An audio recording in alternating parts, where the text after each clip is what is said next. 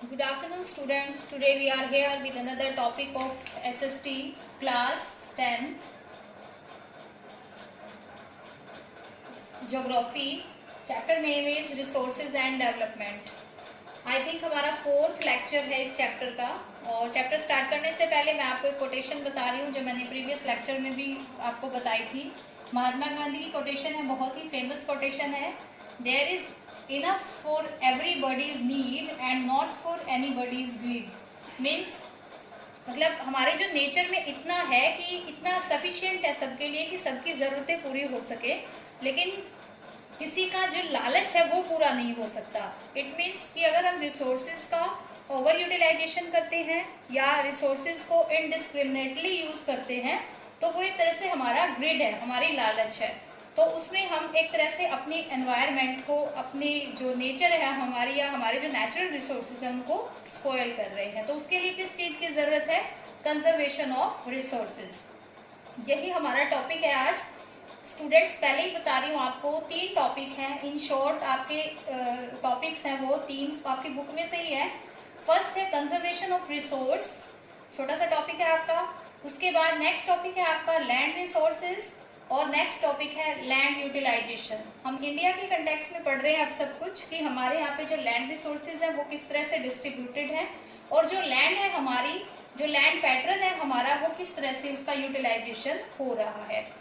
तो कंसंट्रेट कीजिए टॉपिक पे। फर्स्ट हम कर रहे हैं कि कंजर्वेशन ऑफ रिसोर्सेज। क्वेश्चन हमारा क्या बनता है इसमें कि why is conservation of natural resources necessary, यानी जो नेचुरल रिसोर्स है उनका कंजर्वेशन यानी उनको सुरक्षित रखना क्यों जरूरी है।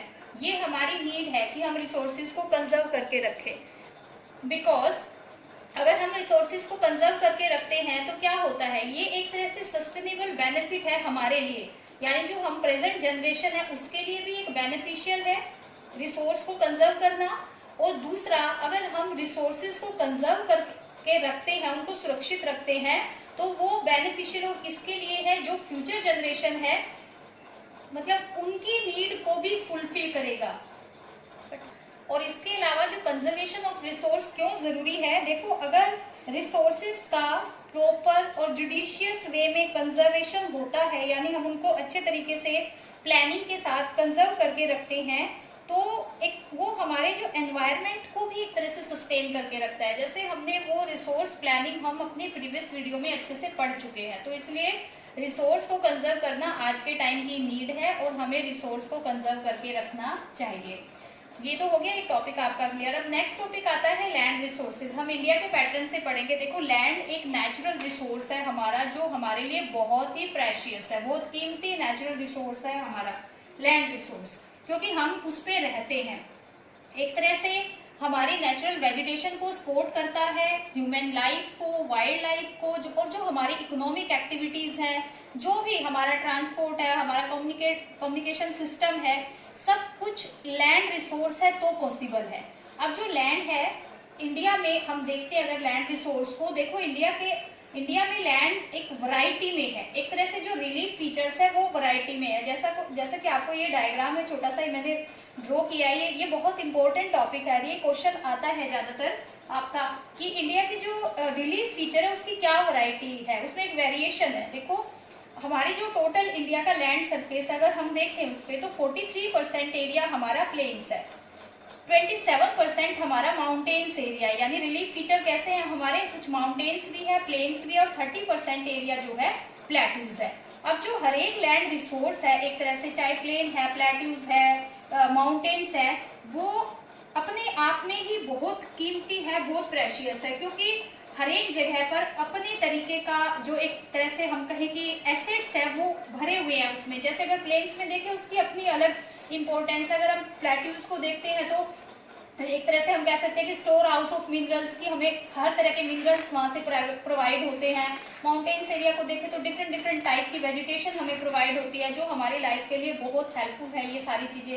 इसी तरह से प्लेस जो है, प्लेस पे तो हमारा एक तरह से जो लाइफ है वो पॉसिबल है। तो लैंड रिसोर्स जो है उसमें डिफरेंट टाइप की वैरायटीज जो है वो हमें देखने को मिलती है। तो ये हो गया हमारे लैंड रिसोर्स का इंडिया के अकॉर्डिंग जो पैटर्न बना हुआ है। उसके बाद हम देखते हैं जो ये लैंड रिसोर्स है हमारा, इसका यूटिलाइजेशन कैसे होता है। स्टूडेंट्स, ये जो टॉपिक है आपका, इसमें से ज्यादातर 1 मार्क्स के क्वेश्चन बहुत आते हैं। छोटी छोटी टर्म्स है आपकी जो आपकी समझनी है, और टॉपिक के बाद में मैं आपको जो असाइनमेंट दूंगी आज, वो इन्हीं में से कुछ इंपॉर्टेंट टर्म्स है जो आपको ध्यान से सुननी है अभी, और फिर वो राइट करनी है। देखो, ये लैंड का यूटिलाइजेशन इंडिया में कैसे हो रहा है, मैंने आपको रिलीफ फीचर बता दिए, पैटर्न बता दिया है। लैंड का पैटर्न ये है हमारे यहाँ पे कि प्लेन्स है, प्लेट्यूज है, माउंटेन्स है। अब इनको हम कैसे यूटिलाइज कर रहे हैं। देखो, कुछ पार्ट इंडिया की लैंड का ऐसा है जो फॉरेस्ट एरिया से कवर्ड है, यानी वो फॉरेस्ट एरिया है हमारा। दूसरा, हमारा लैंड ऐसी है नॉट अवेलेबल फॉर कल्टीवेशन, यानी एक जमीन ऐसी है जो कल्टीवेशन के लिए अवेलेबल नहीं है, एक तरह से वहां पे खेती नहीं होती। तो उसमें 2 तरह की लैंड है हमारी। एक तो होती है हमारी बैरन लैंड एंड वेस्ट, यानी जो बेकार पड़ी हुई जमीन है, एक तरह से बंजर है, उस पर किसी तरह की प्रोडक्शन एक्टिविटी नहीं होती। और दूसरा हमारी है जो land put on non agricultural use, यानी कि ऐसी लैंड है हमारी जिसपे कि एग्रीकल्चर के पर्पज से उसका यूज नहीं होता, जैसे कि रोड बने हुए हैं, रेलवेज बनी हुई हैं, या जो अदर फैसिलिटीज जो एक तरह से जो पार्क्स बने हुए हैं, या जो और भी बहुत सारी बिल्डिंग्स है, वो चीजें जो बनी हुई हैं वो हमारी, कहने का मतलब है जहाँ पे एग्रीकल्चर एक्टिविटी नहीं हो रही है। तो 2 टाइप का यूटिलाइजेशन आपको पता चल गया है लैंड का। थर्ड हमारा है अदर अनकल्टिवेटेड लैंड, यानी ऐसी जमीन जो अनकल्टिवेटेड है, जिसपे की खेती नहीं होती, एक तरह से जो प्रोडक्टिव नहीं है। इसमें क्या है, ये आगे 3 टाइप्स में डिवाइड है। जैसे परमानेंट पास्चर्स होगी, ग्रेजिंग लैंड्स होगी, जो हमारी एक तरह से जो चरगाहें हैं, ग्रेजिंग लैंड्स हैं, जो जहाँ पे एक तरह से कल्टीवेशन वर्क नहीं होता। दूसरा, लैंड अंडर अदर यूजेस, एक दूसरी जमीन है जो अदर यूजेस के लिए काम आती है, बट वो कल्टीवेशन के काम नहीं आती। और तीसरा इसमें है जो कल्चरेबल लैंड, वेस्ट लैंड है, यानी जो वेस्ट लैंड है जो एक तरह से खेती के लिए सही नहीं है। तो ये 3 तरह की लैंड है जो अनकल्टिवेटेड लैंड में डिफाइन की जाती है। नेक्स्ट हमारा आता है इसमें 4th यूटिलाइजेशन है इसका फैलो लैंड्स। फैलो लैंड्स में देखो, एक तो करंट फैलो होती है, ये एक तरह से अनकल्टिवेटेड लैंड ही होती है। करंट फैलो क्या होती है, जिसका कि 1 ईयर हो गया है जिसको कि एग्रीकल्चर के पर्पज से हम उसका यूज नहीं कर रहे हैं, यानी वो 1 ईयर हो गया है, वो ऐसे ही फैलो पड़ी है, एक तरह से खाली पड़ी है। दूसरा होता है अदर देन करंट फैलो, और इसके अलावा ये तो 1 ईयर की फैलो होगी, इसको हम करंट फैलो कहते हैं। दूसरी करंट फैलो से अलग है जो, यानी जिसको 5 ईयर या उससे ज्यादा टाइम हो गया है, जो ऐसे ही खाली पड़ी हुई है, जिसपे कि यानी कल्टीवेशन वर्क नहीं होता। ये हमारी 4th तरह का यूटिलाइजेशन है। ये एक तरह से परसेंटेज है हमारी टोटल लैंड की, कि जिसमें से कितनी कल्टीवेटेड लैंड है और कितनी अनकल्टीवेटेड लैंड है, और कितनी लैंड ऐसी है जिसपे अदर वर्क होते हैं। उसके बाद हमारा 5th आता है इसमें नेट सोन एरिया।